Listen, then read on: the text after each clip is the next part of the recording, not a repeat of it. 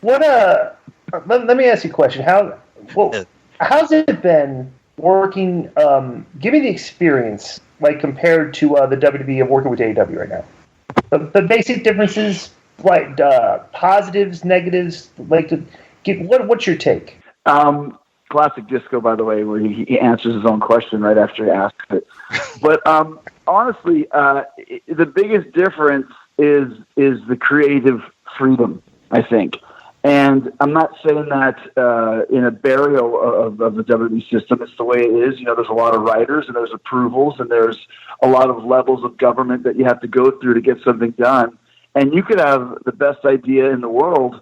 Once it goes through the approval process, that 100% idea might be down to 75% or 65%. Always has to have a slant put on it, it seems. AEW, it's not the case. A good idea is a good idea. Most of the stuff that you see me do comes from my brain or from a collaboration with Tony Khan or with Cody Rhodes or Nick Jackson or whoever it may be. But it's not like they're working against it. We're working for it. And there's been very few times when there's been disagreements. Obviously, Tony's the boss. What he says goes.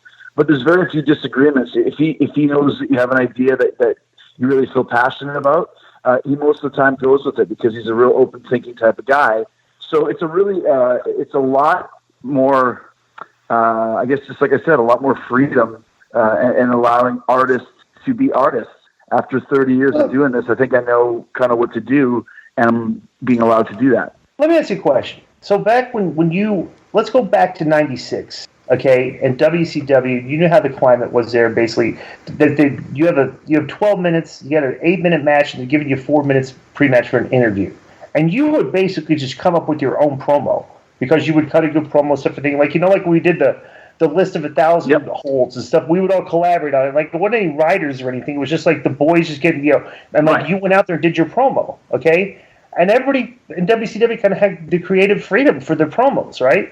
But when did it transition? Because you worked in WCW, went to WWE and stuff. When did the transition take place where they took your freedom away from your promo and had other people starting writing for you? When did that take? What do you remember? Like a year or a period of time when that started taking place and that changed?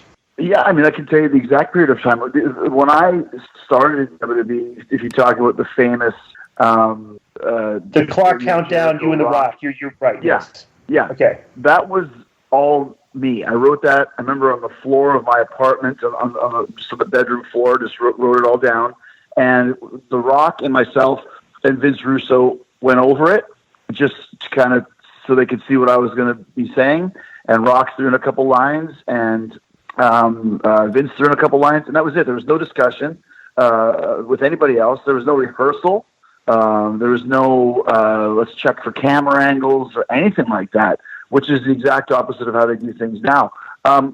Pretty much right after that, I remember they brought Brian Gewirtz in, and that was so probably I'd say less than 6 months after I started is when writers started coming in, and it's done as a positive to help work together to put together the best stuff you can, but then it's suddenly morphed into relying completely on writers to hand guys scripts. And obviously, it's Vince's world, so Vince has probably decided he wanted it to be more like a sitcom, like Friends or Seinfeld or something like that.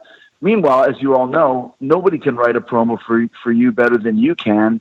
So it kind of just started a big quagmire of writers versus guys when everyone's supposed to be working towards the same thing, but they pretty much are at odds because of it as a result.